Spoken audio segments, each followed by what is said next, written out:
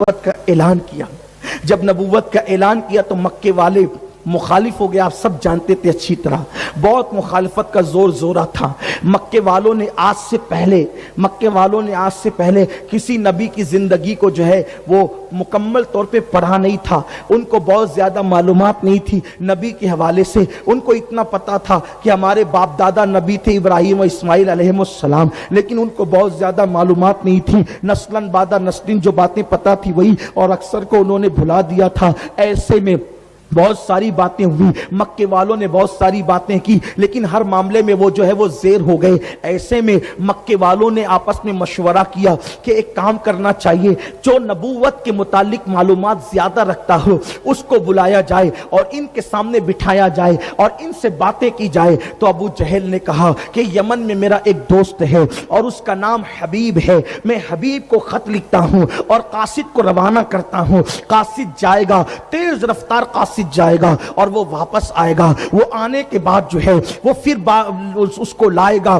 اور حبیب میرا دوست تو آئے گا، وہ بہت ہوشیار ہے، وہ بہت چالاک ہے، وہ بہت جو ہے عقل والا ہے، اچھوں کی اس کے سامنے بات کرنے کی ہمت نہیں ہوتی، اور وہ باتوں کے داؤ پیچ میں لوگوں کو ایسا الجھا دیتا ہے کہ آسانی کے ساتھ کوئی اس سے بات نہیں کر پاتا ہے۔ اللہ اکبر۔ پھر ابو جہل نے اپنے دوست کو جس کا نام حبیب تھا اس کو خط لکھا۔ حبیب کو جیسے خط ملا، حبیب نے خط پڑھا، خط میں یہ لکھا تھا، میرے دوست، پرانی تیری میری دوستی ہے، ہمیں ایک مشکل آن پڑی ہے، اس مشکل میں ہماری مشکل کو دور کر، تجھے بہت زیادہ جو ہے معلومات ہے نبی اور نبوت کے بارے میں، آ کر کے اس سے بات کر۔ ہمارے یہاں ایک شخص ہے، ہمارا ہی رشتہ دار ہے، اس کا نام محمد ہے، اس نے کبھی جھوٹ نہیں بولا، اس نے کبھی کسی کی امانت میں خیانت نہیں کی، ساری باتیں اس نے لکھی، اور لکھنے کے بعد کہا جلدی سے آؤ اور آ کر کے اس کو ایسا پھنساؤ کہ وہ تمہاری باتوں کا جواب نہ دے سکے، اور وہ جامد و ساکت ہو جائے، وہ لاجواب ہو جائے، تاکہ پھر ہم پورے مکے میں اس کے مشن کو ختم کر دیں۔ جیسے ہی حبیب کے پاس جو ہے وہ خط پہنچا، حبیب نے اسی وقت اس تیز رفتار قاصد کے ساتھ ایک تیز رفتار سواری لی اور وہ سیدھے مکہ آیا، اور مکے میں جب آیا تو پورے مکے میں جشن کا ماحول تھا، پورے مکے میں خوشیوں کا ماحول تھا۔ حبیب آیا، اتنا چتر چالاک انسان آیا کہ بڑے بڑوں کو وہ اپنی باتوں کے داؤ پیچ میں پھنسا لیتا ہے، اس کے سامنے کوئی بات نہیں کر پاتا۔ اگر کوئی جو ہے وہ شاعری میں بات کرے تو حبیب شاعری میں جواب دیتا ہے، کوئی لفظوں میں بات کرے، نثر میں بات کرے تو وہ نثر میں جواب دیتا ہے، کوئی سیاست کی کرے تو وہ سیاست کی، ریاست کی کرے تو ریاست کی، مذہب کی کرے تو مذہب کی، وہ ساری باتوں کو جانتا ہے، بہت ہوشیار ہے حبیب آ گیا ہے۔ اب محمد عربی کو وہ لاجواب کر دے گا، لیکن یاد رکھے حق ہوتا ہے۔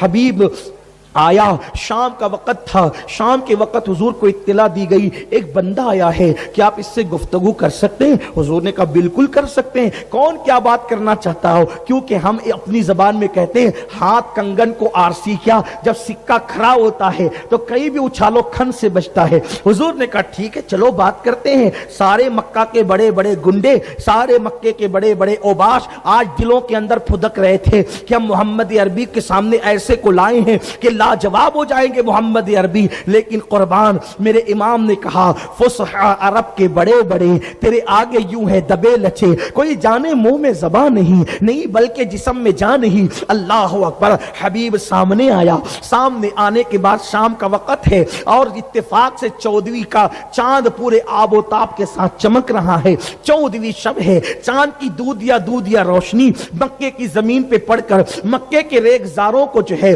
دودیا روشنی سے جگمگا رہی ہے۔ وہ دودیا روشنی جب میرے نبی کے چہرے پہ پڑ کر وہاں سے نور حاصل کرتی ہے تو دیکھنے والے پتہ نہیں کر پاتے کہ روشنی ادھر سے آ رہی ہے یا ادھر سے جا رہی ہے، روشنی ادھر سے آ رہی ہے یا ادھر سے جا رہی ہے۔ کیوں چاند سے تشبیہ دینا، یہ بھی کوئی انصاف ہے؟ چاند پر تو داغ ہے اور ان کا چہرہ صاف ہے۔ اللہ۔ حبیب یمنی نے کہا اے محمد عربی، میں نے سنا ہے کہ آپ نے دعوی نبوت کیا ہے، آپ نے के नबी होने का दावा किया है। मेरे सरकार ने फरमाया हाँ मैं अल्लाह का नबी हूं। जब मेरे करीम आका ने कहा तो हबीब ने कहा ए मोहम्मद अरबी मेरे दो सवाल है, एक सवाल मैं पहले करूंगा और उसके बाद दूसरा सवाल इस सवाल का जवाब मिलने के बाद करूंगा। हाय हाय मेरे नबी कैसे हैं, मेरे आका कैसे हैं। मेरे सरकार ने कहा बोलो पहला सवाल तुम्हारा क्या है। उसने कहा ए मोहम्मद अरबी ये जो चांद चमक रहा है अगर इस चांद के तुम दो टुकड़े कर दो, मेरा पहला सवाल ये है इस चांद के दो टुकड़े कर दो तो हम दूसरा सवाल करेंगे और वो भी पूरा कर दिया तो हम तुम्हें नबी मान लेंगे, तुम्हारी नबूवत का इकरार कर लेंगे। इसलिए कि जो जादूगर होता है, जादूगर लोगों की नजरों पे जादू कर सकता है, जादूगर जो होता है वो लोगों पर जादू कर सकता है, जादूगर जो होता है वो जमीन की चीजों पे जादू कर सकता है। लेकिन कितना भी बड़ा जादूगर होगा जादू किसी का आसमान पर असर नहीं कर सकता, आसमान की चीजों पे असर नहीं कर सकता। तो अगर तुम नबी हो तो चांद के दो टुकड़े करके दिखाओ। मेरे नबी ने मुस्कुराया और कोई तवक्कुफ नहीं किया, हुजूर ने कोई रुके नहीं बल्कि हुजूर जो है पहाड़ पर चढ़े। उस पहाड़ का नाम जबल अबू कुबैस है। अबू जहल दिल में खुश हो रहा था, इतना मुश्किल सवाल कर दिया, कितना होशियार है मेरा दोस्त हबीब, हबीब यमनी कितना होशियार है कि इतना मुश्किल सवाल किया। अभी मोहम्मद चुप हो जाएंगे।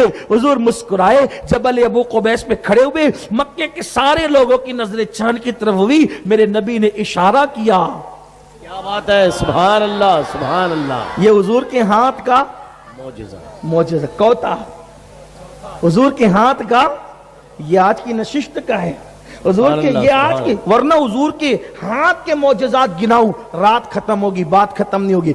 चौथा मौजज़ा इशारा किया, उंगली का इशारा किया, चांद टुकड़े हो गया।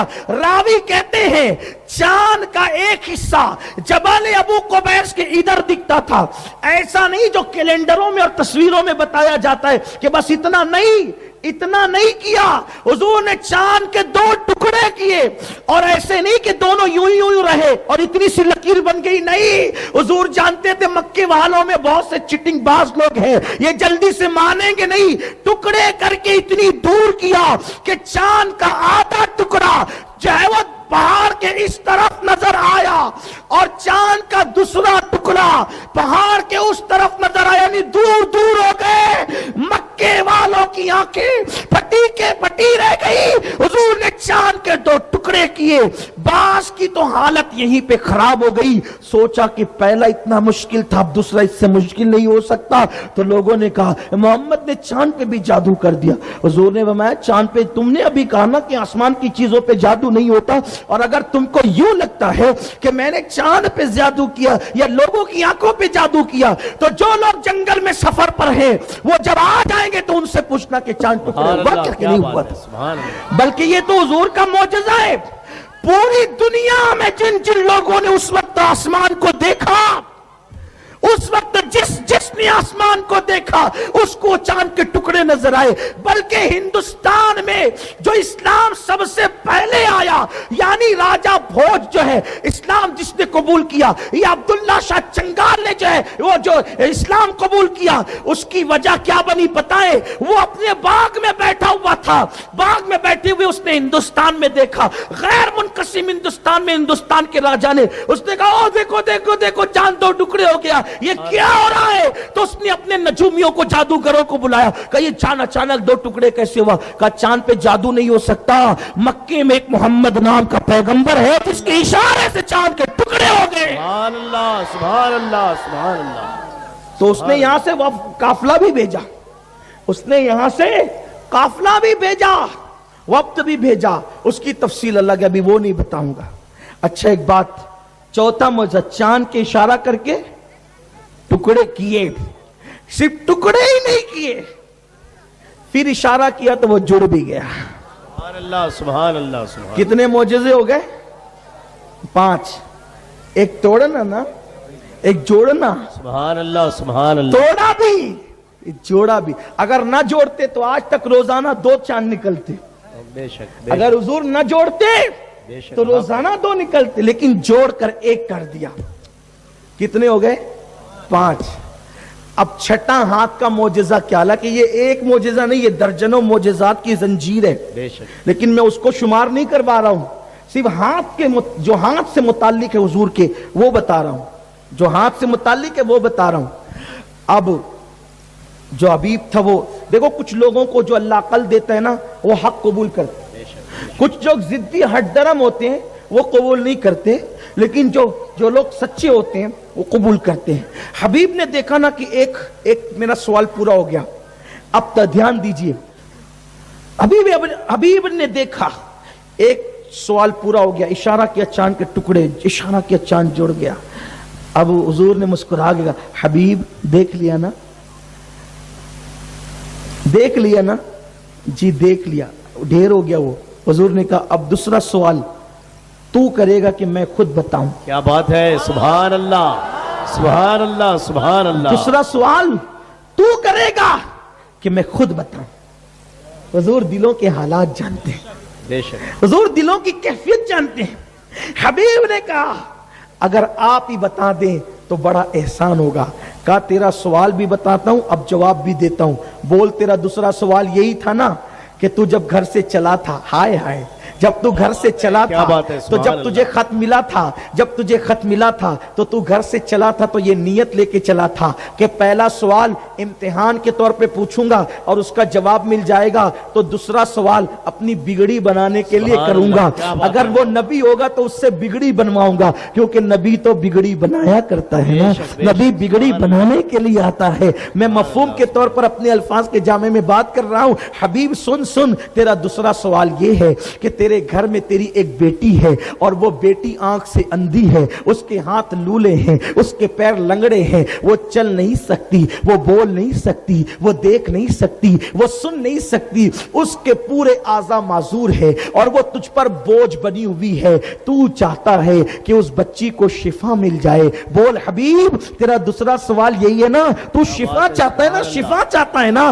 بول شفا چاہتا ہے نا؟ اس کی آنکھوں میں آنسو آ گئے۔ ہاں ہاں، حضور نے کہا بول لا الہ الا اللہ محمد الرسول اللہ، کلمہ پڑھ، مجھے نبی مان، مسلمان ہو جا اور جا، تیری بیٹی کو شفا مل جائے گی، سبحان اللہ سبحان اللہ۔ تیری بیٹی کو شفا مل جائے گی۔ اللہ اکبر۔ حبیب کا سوال دل میں تھا، حضور نے کہہ دیا اور حبیب نے سن لیا۔ حبیب کو پتا تھا کہ میرا سوال یہ ہے، یمن میں میرا مسئلہ نبی پاک علیہ السلام مکے میں بیان کر رہے ہیں۔ اس نے کہا بالکل یہی سوال ہے میرا۔ حضور نے جا تیری بیٹی کو شفا مل گئی۔ اس نے پڑھا لا الہ الا اللہ محمد الرسول اللہ۔